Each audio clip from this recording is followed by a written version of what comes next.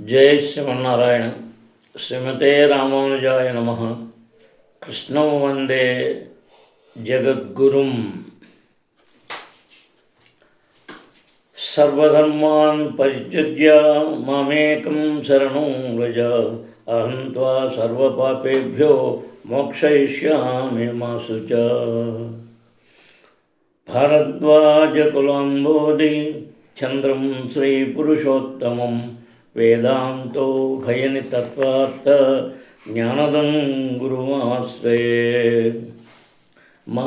మనం శ్రీమద్ భాగవతంలో తృతీయ స్కందంలో అధ్యాయం 2లో 17-18లోకి వచ్చాం.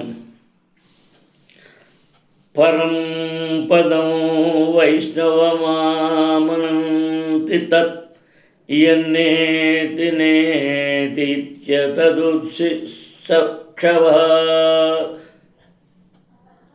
విసృజ్య దౌరాత్మ్యమనన్య సౌహృదా హృదోపగుహ్యార్ష పదం పదే పదే. ప్రతిదినము అంటే దేవదేవుడు విష్ణువుతో సంబంధమును కలిగి ఉండడి పరమపదమును ఎరిగిన వారు కూడాచే యోగులు భగవద్రహితమైన సమస్తమును వదిలివేయుదురు. కనుకనే భగవానునితో పూర్ణ సమ్మతి యందుండు విశుద్ధ భక్తుడు కలతలను సృష్టించుకొనక ఆ దేవదేవుని పాదపద్మములను హృదయమున చేర్చుకొని అనుక్షణము వాణిని అర్చించును. అది భగవద్గీత యందు మద్దామ అంటే నా ధామము అనే పదము పలుమార్లు పేర్కొనబడినది. పూర్ణ పురుషోత్తముడు శ్రీకృష్ణ భగవానుని వచనానుసారము అనంతము ఆధ్యాత్మికాకాశము మరియు దాని యందు వైకుంఠ లోకములుగా పిలువబడు లోకములు లేదా భగవద్ధామము కలవు. భౌతికాకాశమునకు దాని సప్తావరణములకు అనంత దూరములోనున్న అట్టి ఆకాశము వెలుగు కొరకై సూర్య చంద్ర విద్యుత్తుల అవసరము లేదు. అచట గల లోకములు స్వయం ప్రకాశములు మరియు భౌతిక జగమందలి సూర్యులు కన్నను అధిక తేజోమయములు ఒకటే అందులకు కారణము. శుద్ధ భక్తులు భగవానునితో పూర్ణ సమ్మతి ఉందురు. అంటే పూర్ణ సమ్మతి ఉందురు అనగా భగవానుడు ఒక్కడే తమ నిజమైన స్నేహితుడు, శ్రేయోభిలాషి అని వారు సదా భావింతురు. విశ్వప్రభువైన బ్రహ్మదేవునితో సహా ఏ ప్రాణిని కూడా వారు లక్ష్యముగా భావింపరు. వైకుంఠ లోకములను కూర్చిన స్పష్టమైన దృష్టిని కేవలము వారే కలిగి ఉందరు. భగవానునిచే పూర్ణముగా నిర్దేశింపబడే అట్టి శుద్ధ భక్తులు ఏది బ్రహ్మము కాదని చర్చించుట ఎందుకు కాలం వృధా చేయుచు ఆధ్యాత్మిక గాహన విషయమున ఎటువంటి కృత్రిమ చింతను సృష్టించుకొనరు. అంతేగాక తాము భగవానునితో ఏకమని మిథ్యగా భావించడా కానీ లేదా భగవానుని ప్రత్యక్షంగా అస్తిత్వం లేదని లేదా భగవానుడైన వాడు లేనేలేడని లేదా జీవులే స్వయముగా భగవానుడని లేదా భగవానుడు అవతరించినప్పుడు భౌతిక దేహమును గ్రహించునని వాదించుట కానీ వారు చేయరు. ఎందుకు చేయరు? పరిపూర్ణమైన జ్ఞానం సంపాదించుకున్నవాడు కనుక ఆధ్యాత్మిక అవగాహన మార్గమున నిజమునకు పెక్కు అవరోధములే అయినటువంటి పెక్కు అస్పష్ట కాల్పనికవాదములతోనూ వారు సంబంధమును పెట్టుకున్నారు. నిరాకారవాదులు లేదా అభక్తులు వర్గము వారేగాక భగవద్భక్తులుగా నటించుచు హృదయము మాత్రము నిరాకార బ్రహ్మమునందు సాహిత్య ముక్తిని బలసడి కోరికను కలిగి ఉండేది వర్గము వారు కూడా కొందరుందరు. వారు బాహాటమైన జారత్వమును చూపుచు తమదైన భక్తి విధానమును సృష్టించుకొని తమ వంటి జారులను లేదా వివేకులను తప్పుదారి పట్టింతురు. విశ్వనాథ చక్రవర్తి ఠాకూరుల ప్రకారం అటువంటి అభక్తులు జారులు మహాత్ముల ముసుగులో నున్న దురాత్మలై ఉన్నారు. సుఖదేవ గోస్వామి చే ఈ శ్లోకము తెలియజేయడం ద్వారా యోగులు పట్టిక నుండి అట్టి వారందరూ పూర్తిగా తొలగింపబడినారు. అనగా వైకుంఠలోకములే నిజమునకు పరమ పదముగా పిలువబడు దివ్య నివాస స్థానములై ఉన్నవి. నిరాకార బ్రహ్మజ్యోతి సైతము పరమపదము అని పిలువబడును. సూర్యకిరణములు సూర్యునికి చెందినట్లు బ్రహ్మజ్యోతి వైకుంఠ లోకములకు చెందినదే అందులో కారణము. నిరాకార బ్రహ్మజ్యోతి పరమ పురుషునిపై ప్రతిష్ఠితమై ఉన్నదని భగవద్గీత 14:2-7 స్పష్టంగా తెలియబడినది. ప్రతిదినము బ్రహ్మజ్యోతి అందే ప్రత్యక్షముగా మరియు పరోక్షముగా ప్రతిష్ఠితమై ఉన్నందున ప్రతిదియు భగవాను నుండి సృష్టించబడి అతని ఎందే నిలిచి ఉండి ప్రళయానంతరము అతని ఎందే లయించిపోవును. కనుక ఏదియును అతనికి స్వతంత్రముగా లేదు. పరబ్రహ్మే తన శక్తి ద్వారా సమస్తమునందు ఓతప్రోతమై ఉన్నదని పూర్ణముగా ఎరిగి ఉన్నందున శుద్ధ భక్తుడు బ్రహ్మము కానటువంటి దాని నుండి బ్రహ్మమును వేరు చేయటైనటి కార్యమును విలువైన కాలమును వృధా కావింపడు. ఆ విధముగా అతడు సమస్తమును భగవదాస్తిగా గాంచును. సమస్తమును ఆ దేవదేవుని సేవ ఎందే వినియోగించుటకు యత్నించుచు అతడు భగవత్ దృష్టిపై మిథ్యా ఆధిపత్యముచే కలతలు కలగకుండా చూచును. పరమ శ్రద్ధావంతుడుగా భక్తుడు స్వయముగా తాను వియుక్తముకటేగాక సమస్తమును శ్రీకృష్ణ భగవాను దివ్యమగు ప్రేమయుక్త సేవయందు నియుక్తము కావించును. అతడు సమస్తమునందును భగవాను గాంచును మరియు సమస్తమును భగవాను యందు గాంచును. భగవాను దివ్యరూపము భౌతికమైనది భావనను కలిగి ఉండుటే దురాత్ముడు కలతను సృష్టించడం కారణమై ఉన్నది. అది ఇతం మునిస్తూ పరమేద్వైవస్థితో విజ్ఞాన దృగ్వీర్య సురందితాశయ స్వపాస్నినాపిడ్య గుదం తతో నిలం సానేషు సశూన్నమయేజ్ఞితక్రమః అన్నారు. వైజ్ఞానిక జ్ఞానబలముచే మనుజుడు పరమానుభూతి ఎందు చక్కగా స్థితుడై ఆ విధముగా సర్వభౌతిక కోరికలను శమింపజేయవలెను. పిదప గురుద్వారము తన పాదమడిమచే నిరోధించి ప్రాణవాయువును 6 ముఖ్య స్థానములలో ఒకదాని నుండి ఒకదానిపైకి గురిపోవచ్చు అతడు భౌతిక దేహమును త్యజింపవలెను. అది స్థానాలు 6 ఆ మంత్రోచ్చరణ చేసుకుంటూ శిరస్సు నుంచి ఒక్కొక్క స్థానంలో ఒక్కొక్క ఇది చేసుకుంటూ కొనిపోవచ్చు అతడు భౌతిక దేహం చేయించవలను. బ్రహ్మానుభూతిని బడసిన వారుగా తమను ప్రకటించుకొని భౌతిక కోరికలను జయింపజాలని దురాత్మలు పెక్కురు కలరు.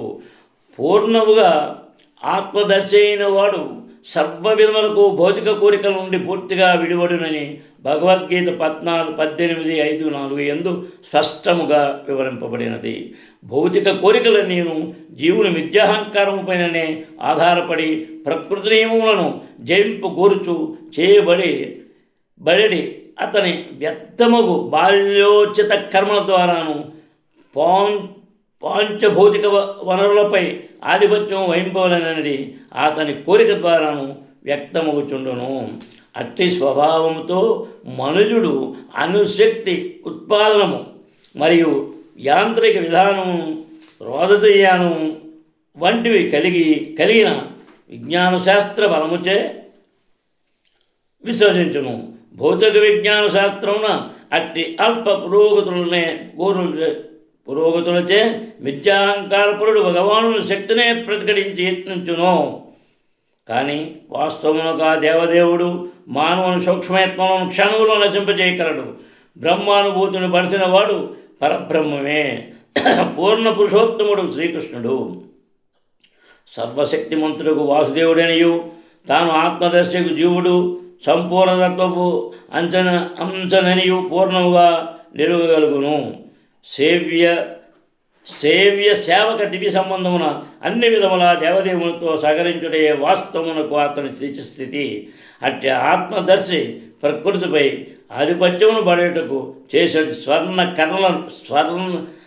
వ్యర్థ కర్మలను ప్రదర్శించుట ఆపును.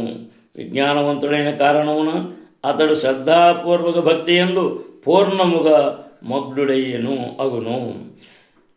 నిర్ణీతమైన యోగ విధానము ద్వారా ప్రాణవాయువును నిరోధించడము చక్కగా అభ్యసించిన దక్షత కలిగిన యోగి ఈ క్రింది విధముగా దేహత్యాగము చేయవలని ఉపదేశింపబడినాడు.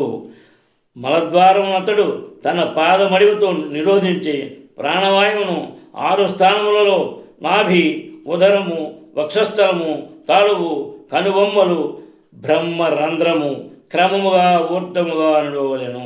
నిర్ణీత యోగ విధానము ద్వారా ప్రాణవాయువును నిరోధించ యాంత్రికమైన విధానము. అది దాదాపు ఆధ్యాత్మిక పూర్ణత్వం కొరకై చేయబడు భౌతిక యత్నం వంటిది. పూర్వ రోజులలో జీవన విధానము, స్వభావము అనుకూలకరములుగా నుండిన కారణమున అట్టి అభ్యాసము పూర్వము యోగికి పరమ సామాన్యముగా నుండేది. కానీ కలిగ ప్రభావం విపరీతముగా కలతను కలిగించుతున్న నేటి కాలమున అట్టి దేహ వ్యాయామ కళ ఎందు దాదాపు ఎవరునూ శిక్షణను పొంది ఉండలేదు. ఈనాడు మనస్సునకు ఏకాగ్రత, పవిత్ర హరినామమును కీర్తించుట ద్వారానే అను సులభముగా సాధ్యము కాగలదు. ప్రాణవాయువు యొక్క అంతర్గత అభ్యాస ఫలితముల కన్నను ఈ ఫలితములే అధిక ప్రభావపూర్ణములై ఉన్నవి. అదే వాడు ఒక పద్మాసనం వేసుకుని ఇందాక చెప్పిన 6 స్థానాల్లో ఆ మంత్రోచ్చరణి శిరస్సు నుంచి, ఈ కణతల నుంచి, తర్వాత ఈ మెడ భాగం నుంచి, ఉదరం నుంచి, భుజాల నుంచి ఇన్ని విధాలుగా దాన్ని ప్రాణాయామం చేసుకుంటూ ఒక రకమైన ఒక శక్తి, అది ఆ మంత్రోచ్చరణ పైనుంచి కిందకి, కింద నుంచి పైకి చేస్తూ ఉంటారు. అలా చేయటం వల్ల వాడు చేసే విధానాన్ని బట్టి తప్పకుండా ఒక ఫలితం ఉండేది. పూర్వం అంతా కూడా ఆ రకంగా చేసి సిద్ధి దాన్ని సంపాదించి చేసుకునే విధానానికి దాని మీద ఉండాలి. ఇప్పుడు స్టెబిలిటీగా ఉండి చేసుకునే విధానాన్ని మంత్రోచ్చరణతో చేసి ఒక విల్ పవర్ సంపాదించాలనే ఒక తాపత్రయంలో ఉండి చేయాలనుకున్న వాడికి మాత్రం ప్రతివారు చేయాలంటే కష్టం. అందుకనే దీనికి ఇంక మార్పు ఏం చెప్పారు, ఇప్పుడు లేదు, కలిగం వచ్చిన తర్వాత అవన్నీ చాలా తగ్గిపోయాయి. అలా కాదు, అంచేత చక్కగా ధ్యానం ఇంకో రకంగా మనం ఇంతకుముందు చెప్పుకున్నట్టుగా చేయటమే ఉత్తమం అని చెప్పడం. నాభ్యాం స్థితం హృజ్యతిరోప్యతస్మా దుదాన గత్యోరసి తం నయేన్ముని తతోనుసంధాయ ధియా మనస్వి స్వతాలుమూలం శనకైర్నయేత.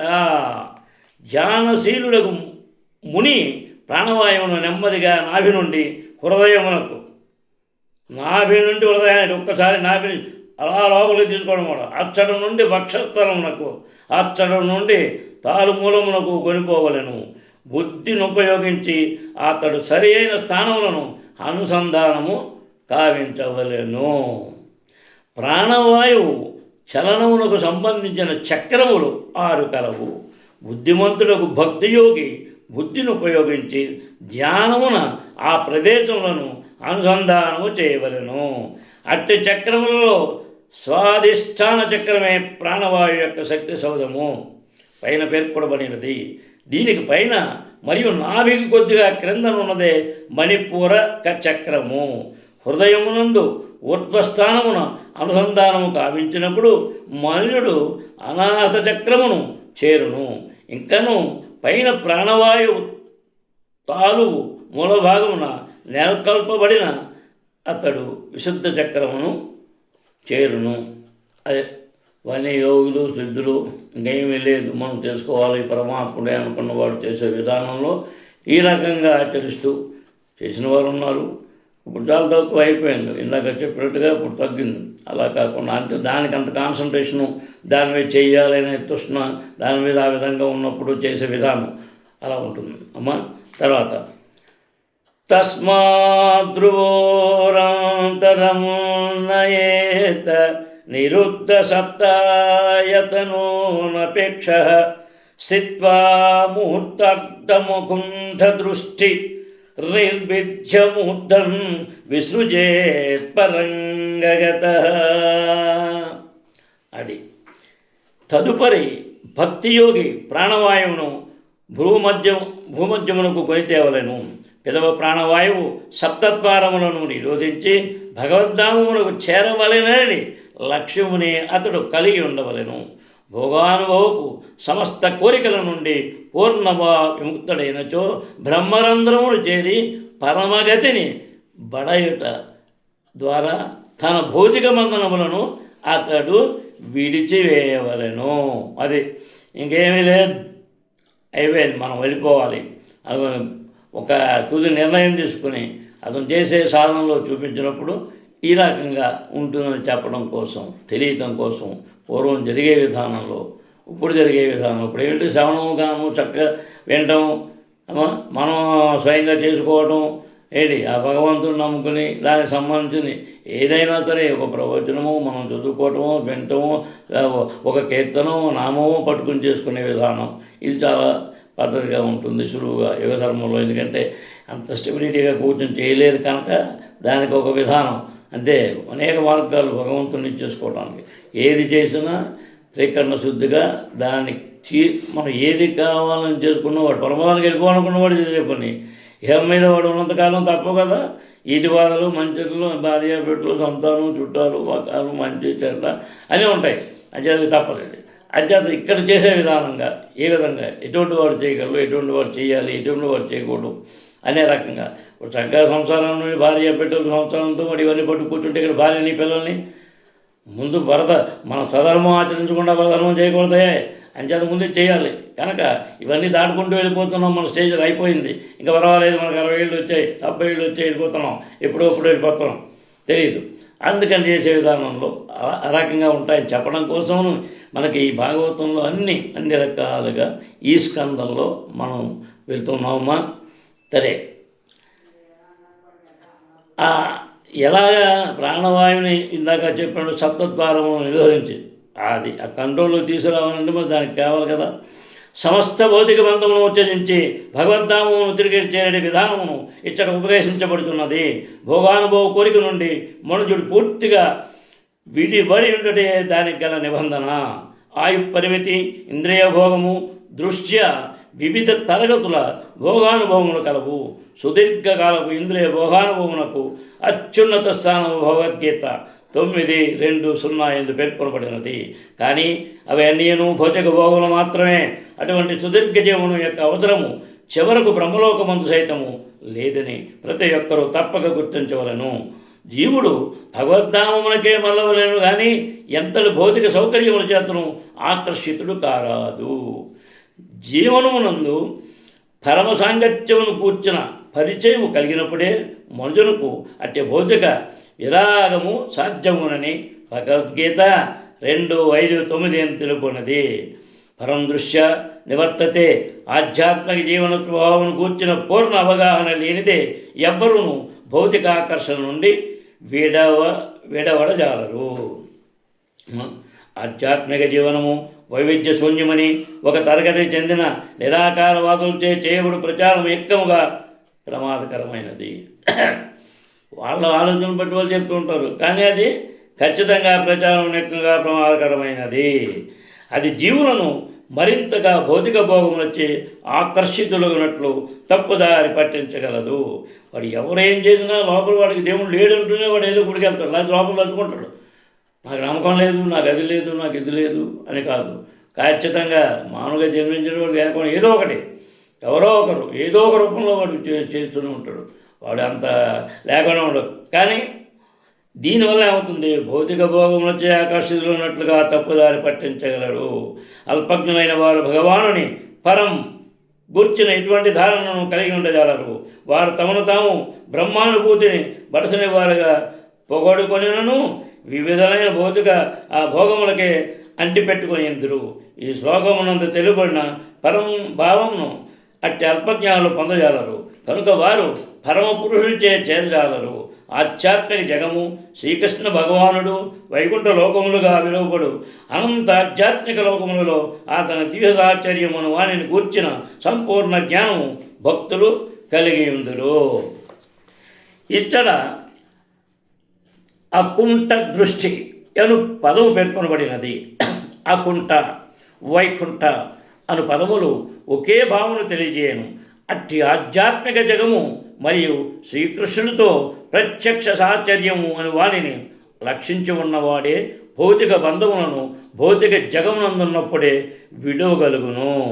ఇచ్చటి పరం అనే పదము మరియు భగవద్గీత యందు పలుచోట్ల పేర్కొనబడినది. పరంధామము అను పదము రెండునూ ఒకటే. పరంధామమును చేరిన వాడు భౌతిక జగమును తిరిగి రాడు. భౌతిక జగమందల అత్యున్నత లోకములకు చేరినప్పటికీ అటువంటి స్వాతంత్ర్యము సాధ్యపడబోదు. ప్రాణవాయువు, 2 కనులు, 2 వాసికారంధ్రములు, 2 కర్ణములు, నోరు అనే 7 ద్వారముల గుండా బయటికి పోగలదు. సాధారణముగా మనుషుని మరణ సమయమున అది నోటి ద్వారా బయటికి పోను. కానీ పైన తెలుపునట్టు ప్రాణవాయువును తనదైన విధానమును నిరోధించిన యోగి తన శరముపై గల బ్రహ్మరంధ్రం భేదించుట ద్వారా ప్రాణవాయువును వదిలివేయను. కనుకనే యోగి తన ప్రాణవాయువు సహజముగా బ్రహ్మరంధ్రమును భేదించి తను రీతిగా 7 ద్వారములను విరోధించును. గొప్ప భక్తుడు భౌతిక బంధములను వేడనాడనుటకు ఇది నిశ్చయమైన చిహ్నమై ఉన్నది. అలాగే దేంతో సంబంధం లేదన్నమాట. వాడికి మీద ఏ రకంగా ఉన్నటువంటి వాడు చేసే విధానంలో ఆ రకంగా మనకు తీసుకెళ్తుంది అమ్మా. తర్వాత యది ప్రయాస్యం నృపపారమేష్ట్యం వైహాయ సానాముత యద్విహారం అష్టాధిపత్యం గుణసన్నివాయే సహైవ గచ్చేన్ మనసేంద్రియైచ అన్నారు అమ్మా. కానీ ఓ రాజా, ఉన్నత లోకముకు బ్రహ్మలోకమును చేరుట లేదా అష్టసిద్ధులను పొందుట లేదా వయాయసులను కూడి అంతరిక్షమున ప్రయాణించుట లేదా కోట్లాది లోకములలో ఏది ఒక దానియందు స్థితిని పొందుట వంటి ఉన్నత భోగానుభవ కోరికను యోగి కలిగి ఉన్నచో భౌతికత్వము కూడిన మనస్సును ఇంద్రియములను అతడు తన వెంట గొనిపోవలసి వచ్చును. చూసారా, అది ఊర్ధ్వలోకములందు అధోలోకముల కన్నను కొన్ని కోట్ల రెట్ల అధికముగా భౌతికానుభవమునకు సౌకర్యములుండును. ఊర్ధ్వలోకమునున్నది బ్రహ్మలోకము, ధ్రువలోకము వంటి లోకములను కూడి ఉండును. అవన్నీను మహర్లోకములకు ఆవలనున్నవి. ఆ లోకవాసులు అష్టవిధ సిద్ధులను కూడి ఉందురు. అనువు జన్నగానగుట అని మా సిద్ధి, లేదా మెత్తని రెక్కగా నన్ను తేలికగా నగుట లగి మా సిద్ధి వంటి శక్తిని బడయుటకు వారు యోగ విధానమును నేర్చి అభ్యాసము కావింపని అవసరము లేదు. దేనినైనను ఎచ్చోడనైనను పొందగలుగుట ప్రాప్తి సిద్ధి. అత్యంత బరువైన దానికన్నను బరువుగా నగుట మహిమ సిద్ధి. కోరిన రీతి ఏదైనా అద్భుతమైన దానిని సృష్టించుటకు లేదా దేనినైనా నశింపజేయుటకు సర్వస్వతంత్రముగా వర్తించగలుగుట ఈ సిత్వసిద్ధి. భౌతికాంశములను నియంత్రించుట వశిత్వ సిద్ధి. ఏ కోరికను పొందుట ఎందును భగమునకు గురికానట్టి శక్తిని కలిగి ఉండుట ప్రాక్యామ్య సిద్ధి. కోరిన ఎట్టి రూపమునైనా పొందగలుగుట కామావసాయిత సిద్ధి. ఈయన వాణిని వారు ప్రత్యేకముగా పొందవలసిన అవసరం లేదు. ఆ ఉన్నత లోకవాసులకు ఈ ప్రయోజనములన్నీ సహజవరములుగా ప్రాప్తించి ఉండును. అంతరిక్షమున ప్రయాణించుటకు వారికి ఎట్టి యాంత్రిక సహాయము అవసరము లేదు. ఎట్టి ఆలస్యము లేకుండా ఒక లోకము నుండి వేరొక లోకమునకు వారు తోచిన రీతి పయనించగలరు. కానీ భూలోకవాసులు అతి దగ్గరలో ఉన్న లోకముకైనను అంతరిక్షవాను వంటి యాంత్రిక సహాయం లేకుండా పయనింపచాలరు. అతి నేర్పుగల ఉన్నత లోకవాసులు మాత్రము దేనినైనా అతి సులభముగా ఉనర్చగలరు.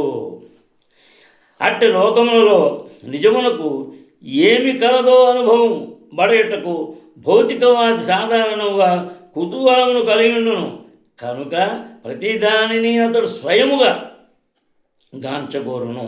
ప్రత్యక్షానుభవము బయటకు జిజ్ఞాసకులైన వారు ప్రపంచము మొత్తం పర్యటించినట్లుగా అల్పజ్ఞుడైన యోగి ఆ లోకముల యందు గలవాని గూర్చిన వేణిని గూర్చి అతడు అద్భుత విషయములను విని ఉండెను, కొంత అనుభవమును పొందుకోను. అతడు తన భౌతిక మనోఇంద్రియములను కూడా గూడి అతని కేకుల ద్వారా తన కోరికను సులభముగా పూర్ణమునర్చుకొనగలడు. భౌతికమైన మనస్సు యొక్క ముఖ్య లక్షణము భౌతిక జగత్తుపై ఆధిపత్యం చెలాయించుట.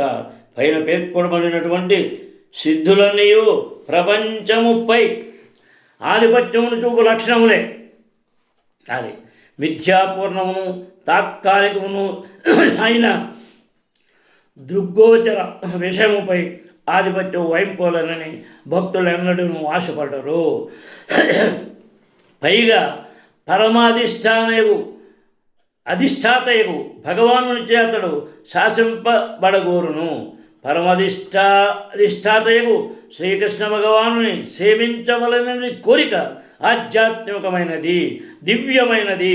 ఆధ్యాత్మిక లోకమును ప్రవేశమును పొందుటకు మనుషుడు ఈ మనో ఇంద్రియ పవిత్రతను బడవలసి ఉండును.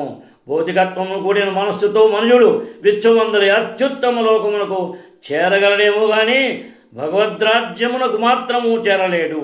భోగానుభవనందు నియుక్తము కానప్పుడే ఇంద్రియములు ఆధ్యాత్మికముగా పవిత్రమైనవని పిలువబడును. ఇంద్రియములను వ్యాపకము అవసరము. ఆ ఇంద్రియాలకు వ్యాపకం అవసరమంట. అవి శ్రీకృష్ణ భగవాను దివ్యముకు ప్రేమయుత సేవలో పూర్ణముగా వియుక్తమైనప్పుడు భౌతిక దుర్గుణములచే కలుషితమయ్యే అవకాశమే లేదు. అమ్మా అది మనం తీసుకునే విధానాన్ని బట్టి దాన్ని బట్టి మనకు జరుగుతూ ఉంటుంది.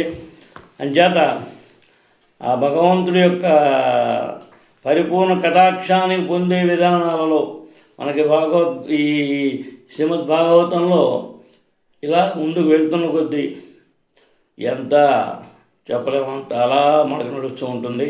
అంచేత ఆ భగవాను యొక్క పరిపూర్ణ కటాక్షంతో అందరూ కూడా ఆయురారోగ్యైశ్వర్యాలతో ఆ కృష్ణ భగవాను యొక్క ఇదితో అందరూ సుఖంగా ఉండాలి. అమ్మా